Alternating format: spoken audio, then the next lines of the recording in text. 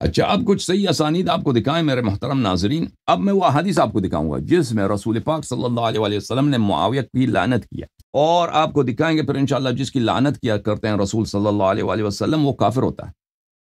ٹھیک ہے نا؟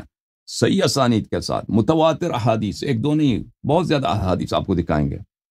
اور کہ معاویہ کو رسول پاک صلی اللہ علیہ وسلم نے اس کو لعنت کیا، اس کے ابے کو لعنت کیا، اس کے بھائی کو لعنت کیا، اور یہ اسلام لانے کے بعد ان پہ لعنت کیا پیغمبر صلی اللہ علیہ وآلہ وسلم نے. یہ آپ کی خدمت میں پیش کرتے ہیں. میرے محترم ناظرین، یہ کتاب ہے البحر الزخار المعروف بمسند البزار الجزء التاسع، شاب مکتبۃ العلوم والحکم المدینہ المنورہ، کتاب چھپی ہے سنہ 1418 میں.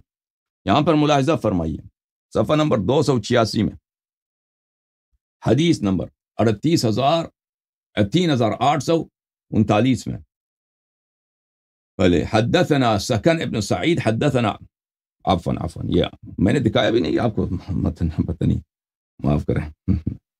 البحر الزخار جلد نمبر 3، شام مکتبۃ العلوم والحکم، صفحہ نمبر 286، حدیث 286، حدیث نمبر 3839. اچھا، حدثنا حماد بن سلمہ عن سعید بن جمحان عن سفینہ رضی اللہ عنہ. آپ یہ دکھائیں گے کہ انشاءاللہ یہ سند صحیح ہے. اچھا، حدیث کیا ہے؟ ان النبی صلی اللہ علیہ وآلہ وسلم كان جالسا فمر رجل على بعیر وبین یدیہ قائد وخلفہ سائق.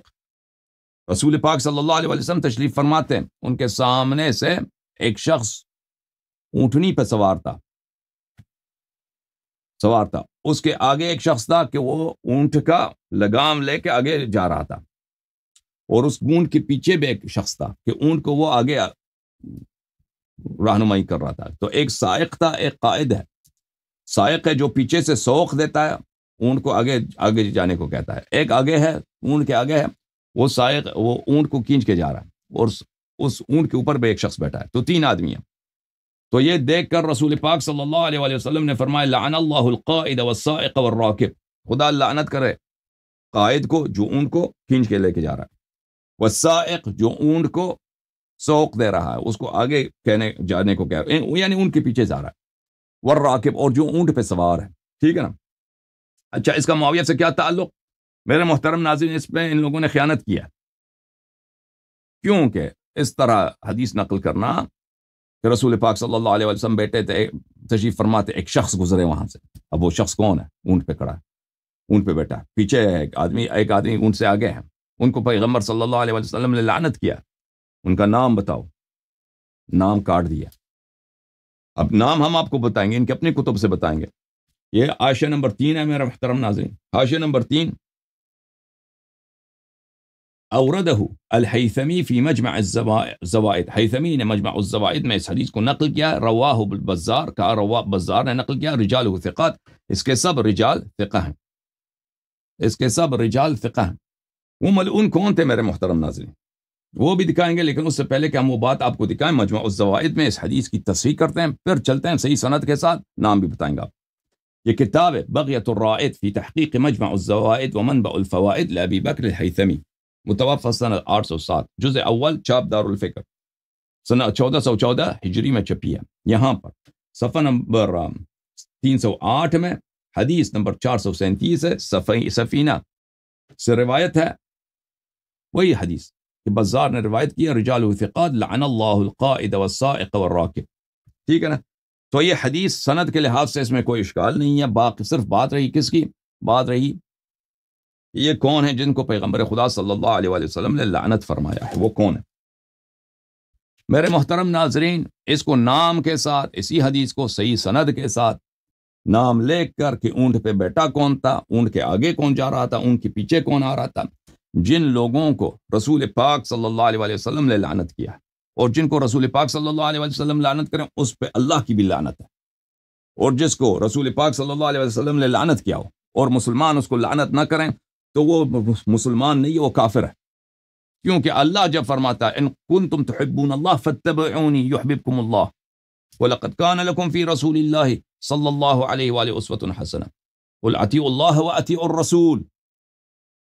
جو رسول پاک صلی اللہ علیہ وسلم کی سنت پہ عمل نہیں کرتا وہ نہ صرف اہل سنت نہیں، مسلمان ہی نہیں ہے، اللہ کا دشمن ہے۔ قل اطیعوا اللہ والرسول فإن تولوا فإن اللہ لا يحب الکافرین۔ اللہ کی اطاعت کرو اور رسول صلی اللہ علیہ وآلہ وسلم کی اطاعت کرو، اور اگر پشت پھیرو گے، پیٹھ پھیرو گے، پیروی نہیں کرو گے، فإن اللہ لا يحب الکافرین، تم کافر ہو اور اللہ تم سے بغض رکھتا ہے، اللہ کافروں سے محبت نہیں کرتا، ٹھیک ہے نا۔ تو میرے محترم ناظرین، بتائیں آپ کو کہ یہ کون تھے جن پہ رسول پاک صلی اللہ علیہ وسلم نے لعنت کی ہے۔ کتاب سیر اعلام النبلاء، الجزء الثالث عشر، چاپ مؤسسۃ الرسالہ۔ اس ملاحظہ فرمائی یہاں پر صفحہ نمبر 162 میں علامہ احمد ابن یحییٰ ابن جابر البلاذری، بلاذری صاحب کا ترجمہ، الکاتب صاحب التاریخ الکبیر، یہ کاتب تھے، صاحب تاریخ کبیر تھے۔ اچھا، کن لوگوں سے انہوں نے علم حاصل کیا وہ بھی مذکور ہے، اور پھر لکھا ہے یہاں پر وَكَانَ كَاتِبًا بَلِيغًا شَاعِرًا مُحْسِنًا، بڑے کاتب تھے، بڑے بلیغ تھے، شاعر تھے، محسن تھے۔ اور یہاں پہ لکھا ہے وَكَانَ جَدُّهُ جابر بلی وتوفي بعد 70 و200، ان کی وفات ہے 270 کے بعد، مثلا 275 وغیرہ، یعنی بہت پرانے عالم ہیں، یعنی جیسے ترمذی، نسائی، جیسے بخاری، ان کے جنریشن کے عالم۔ اور یہ کہ بلاذری یہ خود تھے، یہ بلاذری ان کے جد تھے نا، جس نے بلاذر کہا تھا، اس کے بلاذر سے اس کی طبیعت خراب ہو گیا تھا، تو اس میں اختلاف ہے، اکثر لوگ کہتے ہیں اس کے جد تھے۔ بہرحال یہ بہت بڑے مورخ ہیں۔ یہ کتاب معجم الادباء ارشاد العریب الى معرفت ادیب، تالیف یاقوت الحموی، جزء اول۔ یہاں پہ ملاحظہ فرمائیے محترم ناظرین، صفحہ نمبر 205 میں احمد، صفحہ نمبر 530 میں ترجمہ نمبر 205، احمد ابن یحییٰ ابن جابر البلاذری کے متعلق کیا فرماتے ہیں؟ وَكَانَ شَاعِرًا راویہ، بلے شاعر ہیں اور راوی حدیث ہیں۔ وَكَانَ احمد ابن یحییٰ، احمد ابن یحییٰ جابر، احمد ابن یحییٰ ابن جابر عالما فاضلا شاعرا راویتا نسابتا متقنا۔ احمد ابن یحییٰ البلاذری فاضل تھے، شاعر تھے، راوی حدیث تھے، کثرت سے روایت کرتے تھے، نسابہ تھے، علم انصاب ان کو آتا تھا، متقن تھے، بڑے محقق آدمی تھے۔ اور بادشاہ جو تھا وہ متوکل، اس کے ساتھ اس کا اٹھنا بیٹھنا تھا، اور اس کے بیٹے کو یہ تعلیم دیتے تھے۔ وقال محمد ابن اسحاق ابن الندیم، ابن ندیم نے کہا ہے کہ اس کے کئی کتاب ہیں، کتاب البلدان الکبیر، اور نسب الاشراف، وہ الکتاب المعروف المشہور، اور اس کا کتاب ہے معروف مشہور انساب الاشراف۔ اچھا میرے محترم ناظرین، یہ کتاب ہے عصر الخلافت الراشدہ، تالیف الدکتور اکرم ضیاء العمری۔ دکتور اکرم ضیاء العمری یہ مدینہ منورہ میں حدیث کے پروفیسر تھے، شاید ابھی ان کی وفات ہو گئی ہے۔ ان کی بہت مشہور کتاب ہے تاریخ میں، عصر الخلفاء خلافہ الراشدہ، خلافت راشدہ کی پیریڈ۔ تو اپنے کتاب کی شروع میں تاریخ کے منابع پہ یہ بحث کرتے ہیں۔ یہاں پر صفحہ نمبر 15 میں طبری کے بعد سب سے اہم تاریخ کا مجموعہ، تاریخ کا مصدر کون سا کتاب ہے؟ یہ فرماتے ہیں کہ بلکہ طبری سے بھی بہتر ہے، طبری زیادہ وسیع ہے انصاب الاشراف سے، لیکن زیادہ اعتبار کس کا ہے؟ انصاب الاشراف کا ہے۔ البلاذری، اچھا فرماتے ہیں بلاذری کے متعلق، وَيُعَدُّ البلاذری ابرز المؤرخین المسلمین، بلاذری کا شمار ہوتا ہے the most prominent، سب سے زیادہ بارز، سب سے زیادہ بلند مرتبے کا مسلمانوں میں جو مؤرخ ہیں، بعد الطبری، طبری کے بعد، من حیث سعة المعلومات التي دونها والفترات التاریخیة التي غطاها، سعت معلومات کے لحاظ سے اور جن پیریڈز کو اس نے کور کیا ہے، طبری کے بعد سب سے بڑا مؤرخ کون ہے؟ بلاذری۔ لیکن اس کی کتاب تاریخ طبری سے بہتر ہے، حالانکہ بہت سارے افاضل نے فرمایا کہ اصح التواریخ، ابن خلکان وفیات الاعیان میں کیا کہتا ہے؟ اصح التواریخ، صحیح ترین تاریخ جماعت عمریہ کا کون سا ہے؟ تاریخ طبری ہے۔ لیکن یہ محقق ان سے اختلاف کرتے ہیں۔ لیکن کتابہ انصاب الاشراف احسن انتقاء للروایات وانقى اسانید واکثر اتفاقا مع روایات اہل الثقة والصدق من تاریخ الطبری۔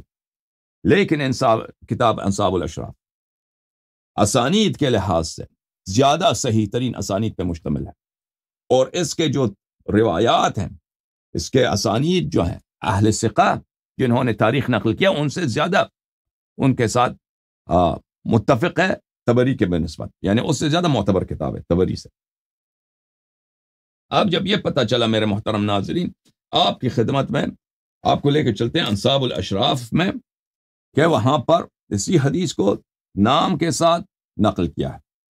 کتاب جمل من انصاب الاشراف،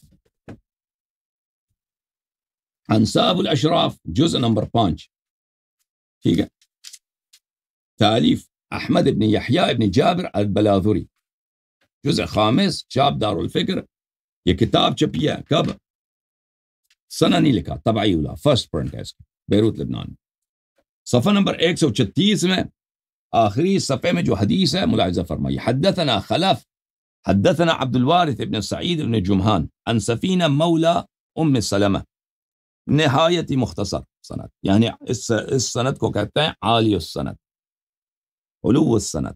عالی السند کس کو بولتے ہیں؟ کہ سند میں علو ہے، سند میں دنو ہے۔ سند میں علو اس کو بولتے ہیں کہ اس میں وسائط بہت کم ہوں، 3 واسطوں کے ساتھ نقل کرتے ہیں۔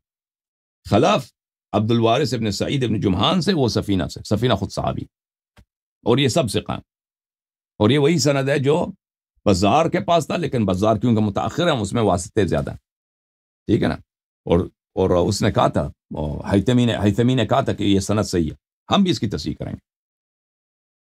ان النبی صلی اللہ علیہ وآلہ وسلم کان جالسا، سفینہ جو غلام تھا ام سلمہ رضی اللہ تعالی عنہا کا، انہوں نے کہا کہ نبی کریم صلی اللہ علیہ وآلہ وسلم جلوس فرماتے، فمر ابو سفیان علی بعیر، نام بتایا نا، فمر رجل علی بعیر،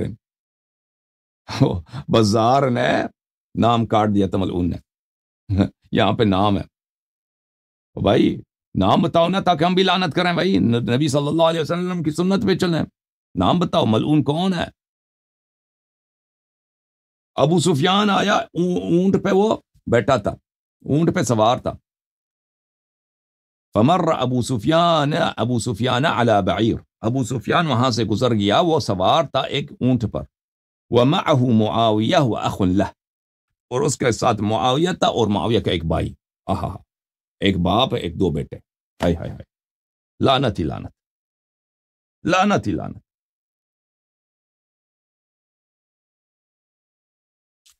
احدهما يقود البعير والآخر يسوقه، ایک اونٹ سے آگے ہے، ایک اونٹ سے پیچھے ہے، تو یہ تینوں نے قافلہ بنایا، ایک آگے بیچ میں ابو سفیان اور ایک پیچھے جا رہے ہیں۔ فقال رسول اللہ صلی اللہ علیہ وآلہ، رسول پاک صلی اللہ علیہ وآلہ وسلم نے فرمایا، لعن اللہ الحامل والمحمول والقائد والسائق، اللہ لعنت کرے حامل کو یعنی اس اونٹ کو جو ان کو لے کے جا رہا ہے، والمحمول جو اونٹ اس کو لے کے جا رہا ہے، جو اونٹ کا سوار ہے، دونوں کو لعنت کرے، اللہ لعنت کرے، اور قائد اور سائق کو، اور وہ جو اونٹ کے آگے ہے اور جو اونٹ کے پیچھے ہے۔ تو معاویہ کی لعنت ہو گئی نا، اس کے پوری خاندان کی، ٹھیک ہے نا، اس کے ابے کے، اس کے بھائی کے، اس کے خود اپنی لعنت ہو گئی۔